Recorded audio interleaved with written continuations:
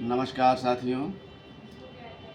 हमारे देश में चुनाव के अवसर पर निर्णय की घड़ी में श्रृंखला के अंतर्गत आज कुछ और बातें आपसे साझा कर रहा हूँ। यह फैसले की घड़ी है और फैसले की घड़ी में अगर सावधान नहीं होंगे तो बात वही होगी, सावधानी हटी दुर्घटना घटी। और यह दुर्घटना ऐसी नहीं होगी जिसका निवारण, जिसका उपचार मनचाहे हिसाब से यथाशीघ्र अतिशीघ्र कर लिया जाए। अगर यहाँ हम सावधानी से अपना निर्णय नहीं दिए, हमने सावधानी पूर्वक अपना चुनाव नहीं किया, तो यह जो दुर्घटना घटेगी वह हमको लंबे समय तक पीड़ित करती रहेगी और आशंका यहाँ तक भी हो सकती है कि हमारी पीढ़ियों तक को बर्बाद कर सकती है। तो इस मौके पर हमें पूरी सावधानी से, पूरा सोच समझकर वोट डालने के लिए तैयार रहना है। इस समय हमको भरमाने के लिए तरह तरह की बातें हैं, वादों की और तरह तरह की बातों की बाढ़ चल पड़ी है। रोज़ तूफान उठ रहे हैं। ऐसे में दिमाग में भ्रम उठना, बुद्धि चकरा जाना स्वाभाविक है। फिर निर्णय कैसे हो?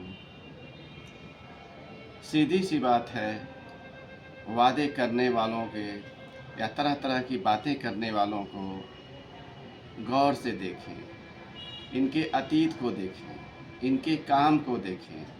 यह किसी अन्य ग्रह से नहीं आए हैं और वादे भी पहली बार नहीं हुए हैं। बार बार वादे होते रहे, बार बार तरह तरह की बातें होती रहीं। उसमें कितनी धरती पर उतरी, कितनी सिर्फ बातें रह गई। इन बातों को अगर हम देखना चाहेंगे, थोड़ा समय देंगे, थोड़ा दिमाग खोलेंगे तो साफ नज़र आएगा। इस तरह से देख के किया हुआ निर्णय हमको बचा लेगा। और अगर ऐसा नहीं होता है तो फिर तो यही कहा जाएगा कि या तो हम पागल हैं या तो दीवाने हैं, या तो किसी प्रतिक्रिया में हम पागल हो जाते हैं। जैसे कहीं किसी की बकरी खो गई तो दोषी प्रधान हो गया, या किसी लोभ में दीवाने हो जाते हैं। तो ये दोनों स्थितियां हमारी बुद्धि की अपरिपक्वता का संकेत हैं। और जब चुनाव का हमको निर्णय करना है, जब हमको वोट देना है अपने भविष्य के निर्धारण के लिए, तो फिर किसी तरह की अपरिपक्वता नहीं चलेगी। पूरी गंभीरता से, पूरे विश्लेषण से, सब कुछ देख समझकर, यहाँ तक कि जो कुछ हमने आज तक पढ़ा है, जो हमें पढ़ाया गया है, उसका भी विश्लेषण करके तब हमको अपना मानस तैयार करना होगा। इस तरह से हम इस लोकतंत्र के महापर्व में अपना महत्वपूर्ण योगदान दे पाएंगे। चुनावों में एक चीज़ और चलती है जो इस समय अराजक स्थिति में पहुंच गई है।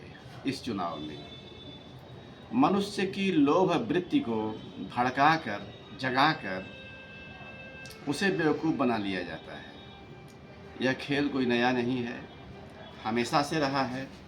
लेकिन इस साल इस चुनाव में यह एक खतरनाक स्थिति में पहुंच गया है, जिसमें एक महानुभाव इस चीज़ को इस तरह से उभार रहे हैं जो जनता के बीच में, हमारे बीच में लगातार संघर्षों की सृष्टि करने की आशंका जता रही है, आशंका बना रही है। संपत्ति का एक्सरे,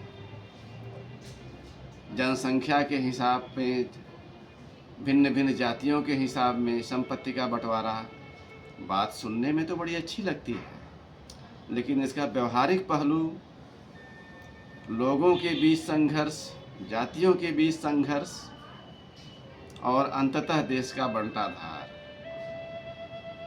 अब गौर करेंगे, विश्लेषण करेंगे तो यह ठीक वही राजनीति है, वही रणनीति है जो अंग्रेज़ों ने हमेशा से इस देश पर राज करने के लिए लागू की। बांटो और राज करो।